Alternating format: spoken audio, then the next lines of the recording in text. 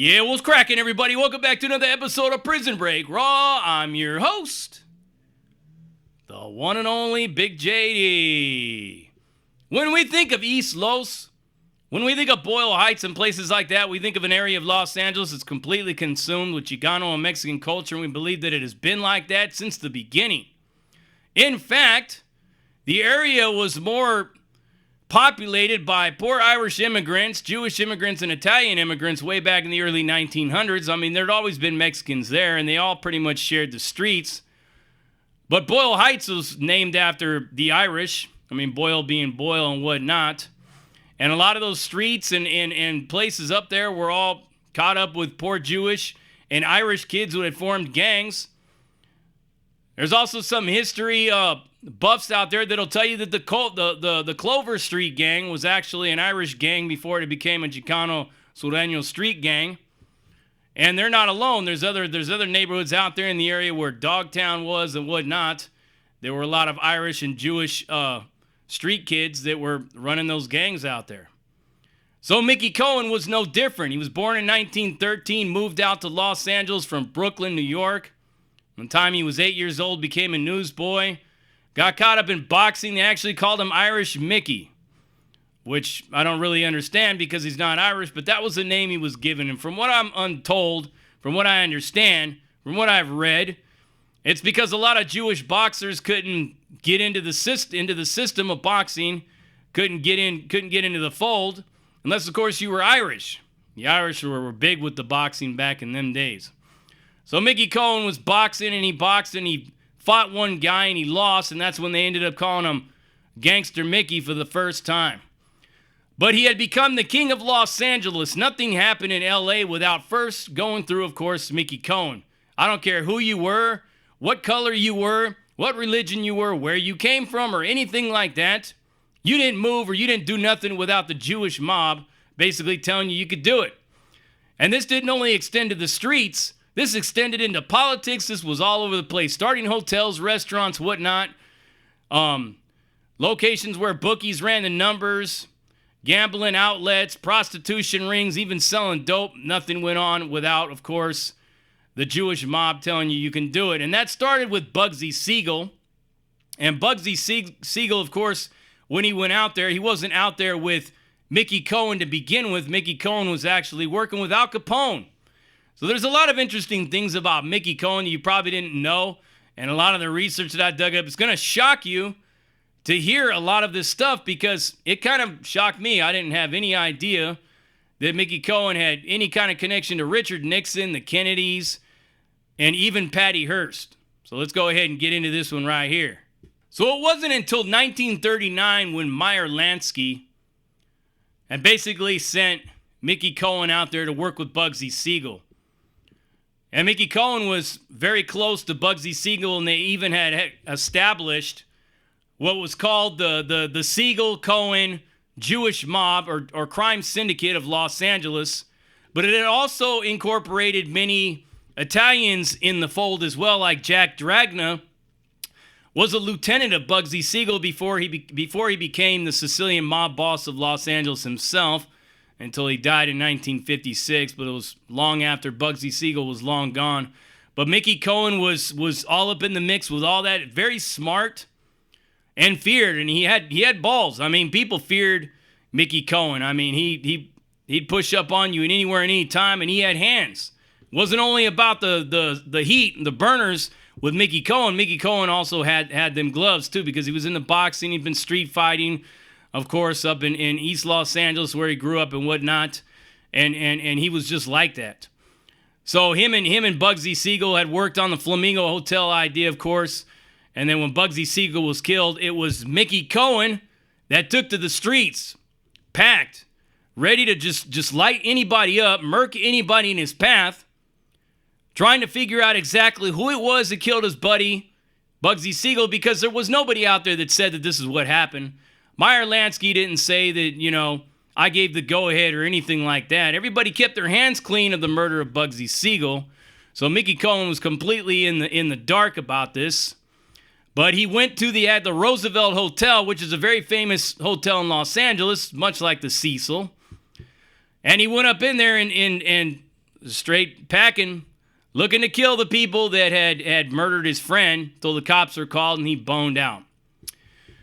But Mickey Cohen had established himself as the king of Los Angeles there after Bugsy Siegel was gone. He worked very closely with Jack Dragna, and Jack Dragna was a pretty feared individual himself, did a lot with the numbers and whatnot. But Mickey Cohen was the go-to guy. He was pretty much considered to be like the Hollywood celebrity mobster. He ended up moving out of course, Boyle Heights, living over on Merino Avenue in the cush and posh area of Brentwood, of which was the scene of many attempts on his life and bombings and shootings and whatnot. I mean, imagine those people that are living in that area at the time, knowing that Mickey Cohen is living on their block, and that place is getting shot up and sprayed all the time. I mean, this dude was a real gangster. But he had basically locked himself in to controlling California and Los Angeles specifically. And a lot of the Italians and Sicilian mobsters in the area were basically either working under him or working with him. But it was a very, very tight-knit alliance that had gone on with the Jewish mob and the Italian mafia or the Sicilian mafia for many, many years, all the way until who knows when, if it's even still going on.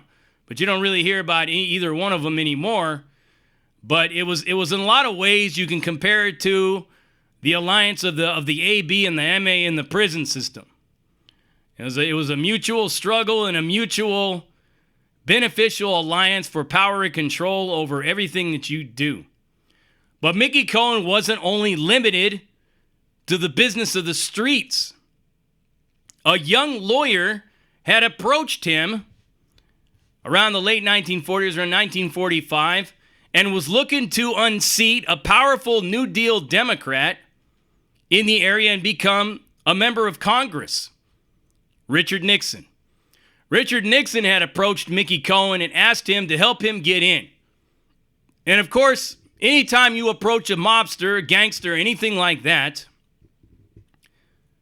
you're going to owe him. So Mickey Cohen set up a big banquet and did all these things to get Richard Nixon in there, and he got him in there, pretty much. And he got Richard Nixon all the way to the presidency.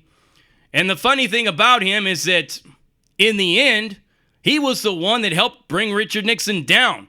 So it just goes to show you, it's like I tell a lot of people about this attitude towards the cops and towards a lot of these different politicians and whatnot, is back in the days, these gangsters knew that cops and all of them were just as much of gangsters as they were. And they either worked together or they worked against each other or they played the good guy, bad guy game all the time. But yeah, you couldn't discern, you couldn't tell the difference between the two in a lot of ways. If you've been watching any of that movie about the King of Harlem or the miniseries of Bumpy Johnson that's played by Forrest Whitaker, you'll know just how close a lot of these organizations worked with a lot of these crooked cops. That's why this whole attitude that you see with a lot of these people have nowadays doesn't really make sense to people that have actually learned from the real old school gangsters and shit that know what's going on with this. But yeah, Richard Nixon was pretty much put in there with the help of Mickey Cohen and many of his bookie friends and gangster friends and bootleggers and all that shit. It's crazy when you think about all this stuff, but this is what happened. Not only that, but Mickey Cohen was actually Frank Sinatra's love life coach. Frank Sinatra constantly went to Mickey Cohen for love advice to help him with his relationships. I never knew that. But the one thing that's funny about just how much power Mickey Cohen had was he was the one that introduced Marilyn Monroe to the Kennedys. Or it's speculated that that's how it really went down. And he also introduced, Marilyn Monroe to various other gangsters, probably Carlos Moncello and all the rest of them, and Sam Giancana. You got to think about it. If Mickey Cohen was working with Al Capone and he was working in Chicago, then of course he knew Sam Giancana. So why not hook him up with the blonde bomb, snow bunny, bombshell, bimbo Marilyn Monroe? I keep wanting to call her Marilyn Manson, but, A lot of funny things about Marilyn Monroe as well is it's speculated that she was actually hooked up with Anton LaVey, but that's a story for another time. But like I said. But the main thing about Mickey Cohen's involvement with all these government people, these people that were like looking to make a name for themselves in politics, specifically the Kennedys, is the fact that it is also speculated that at one point in time that Robert Kennedy had basically went to Alcatraz and got engaged in a heated argument with Mickey Cohen while he stood there naked in the showers. The funny thing about Robert Kennedy, and we'll talk about Jack Kennedy or John F. Kennedy as well, is Sirhan Sirhan, that had actually killed Robert Kennedy. Funny thing about him is he had worked for, wait for it, he had worked for one of Mickey Cohen's bookies at the Santa Anita racetrack. So it's funny how a lot of this stuff, this is like mouth-watering shit for the conspiracy theorist to kind of speculate and to try to like connect all the dots. But it's the same thing with Kennedy. Like Lee Harvey Oswald somehow was connected to Mickey Cohen.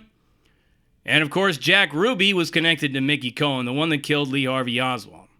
Like I said, the most surprising thing at all about Mickey Cohen was the fact that he was somehow involved in the whole Patty Hearst kidnapping. Patty Hearst's family had gone to Mickey Cohen in order to locate her. She was all caught up with that Symbionese Liberation Army, of which is pretty much the godfathers of the American neckbeard, skinny pants, Antifa movement. Another video for another time, but yeah. The Hearst family had gone to Mickey Cohen in order to track Patty Hearst down, and of course, he did that. I mean, don't know if he was the one that actually located her, but like I said, he had his hands in everything. It just goes to show you just how much he was involved in anything and everything that was Los Angeles. That was the celebrity world, the rich world, the powerful, the influential, and all that. If you weren't hooked up with Mickey Cohen, you weren't going anywhere. So Mickey Cohen finally died in the 70s of stomach cancer.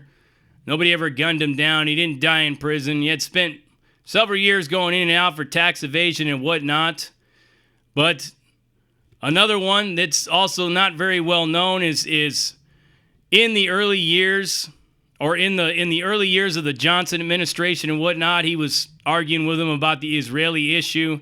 Mickey Cohen was a big supporter of the Israeli state and did everything in his power to make sure that happened. So even though Meyer Lansky was refused citizenship to Israel, Mickey Cohen was big in helping shape the state of Israel in a lot of different ways, and the outlook and the way that a lot of people in the political and the Hollywood world had looked at the state of Israel back in them days. But that's Mickey Cohen in a nutshell. All over the place, had his fingers in everything. And of course, the mindset of the real gangster back in those days was much different in dealing with police, politicians, celebrities, and everything else like that. Everybody was at your disposal. And everybody was to be disposed by you. You already know what it is. You heard it right here. Prison Break Raw, uncut, uncensored, no holds barred, non-sugarcoating, not politically correct, all up in your face, slapping you with that dick of reality. And I'm out.